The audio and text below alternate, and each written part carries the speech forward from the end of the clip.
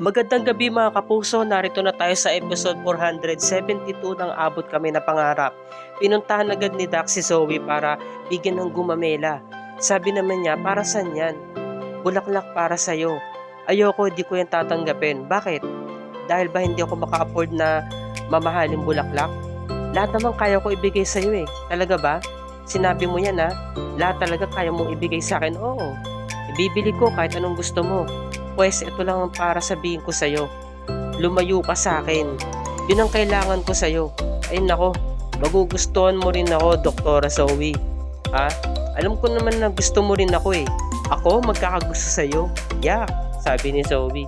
Hindi mangyayari yun, no? Saka wala naman patutunguhan tong pag-uusap natin eh. Kaya mabuti pa, umalis na lang ako. Ngayon natatawa to si Doc, sabi niya, oh Brad, nakita mo yun? Di ba may gusto sa akin yun? Sabi ko naman sa'yo eh. Pakipot lang yun. Samantala, nahuli na nga ni Carlos ito si Lynette.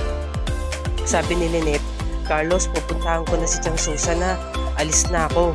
Sagit lang Lynette, saan ka pupunta? Etong calling card na to mula sa punerarya. Ba't ka nagkaroon nito? Ah, yan ba? Ah, galing kasi yan sa East Ridge kanina, meron nag-aabot. Kaya, nagkaroon ako. Teka lang, ba't ka ba nagtatanong, ha? Eh, binigay nga sa akin yan eh. Ba't ba hindi ka ba naniniwala? Lynette, hindi pa ako tapos sa'yo. Ano? Nag-iimbestiga ka? Ito yung pangalan ng puneraryang pinuntahan natin sa Lamay, di ba? At natagpuan nga natin na ibang bangkay yun. Hindi si Irene. Ano, nag-iimbestiga ka? Inaalam mo kung talagang si Irene nandoon yung bangkay niya? Magsabi ka ng totoo. Ikaw ang magsabi ng totoo, Carlos. Alam ko na ang totoo. Kriminal ka. Ikaw ang pumatay kay Irene. Pinapalabas mo na nilooban tayo sa pangalawang pagkakataon. Pero ang totoo niyan, pinuntahan ka rito ni Irene at dito mo siya pinatay sa bahay natin. Napakawalang niya mo, napakasinungaling mo. Kriminal ka. Ba't ayaw pa kasi umamin, Carlos? Alam ko na ang totoo. Kaya ikaw, magbakasyon ka mag-isa mo. Dahil hindi ako sasama sa'yo, sabi ni Lynette. Galit na galit talaga siya at sinampan niya si Carlos. At bigla na lamang siyang bumaba na hagdan para tumakas, para kunin ang kanyang bag. Ngayon, siyempre si Carlos, hinawakan ng kanyang pisngi dahil nga sa sobrang lakas ng pagkakasampal sa kanya ni Lynette at bigla niya agad nung hinabol pababa na hagdanan. Samantalang si Justin, wala pa rin siyang nakalap na ibang impormasyon na matibay na ebidensya tungkol nga sa pagkakakilala ni Irene. Ngunit meron pa rin namang brighter side at good news. Itong hatid ng kanyang private investigator.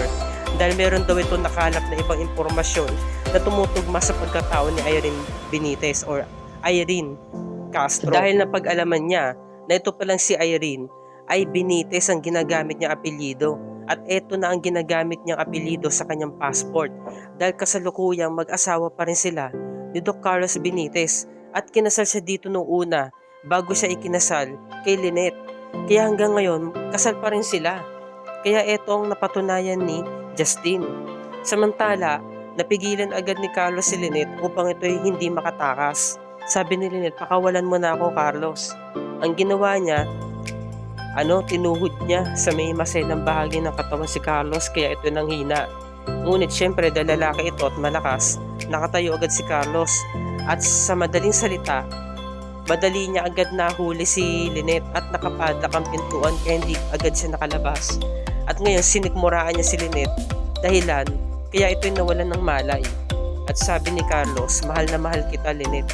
Pasensya ka na, mahal kita eh. At hindi ko hayaan na mawala ka sa buhay ko.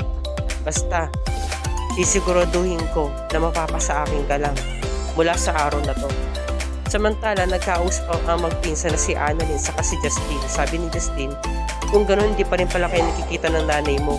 Oo nga eh, ang huling tawag niya sa akin, pupunta raw siya sa punerarya para alamin kung nandoon nga talaga ang bangkay ni Tita Irene.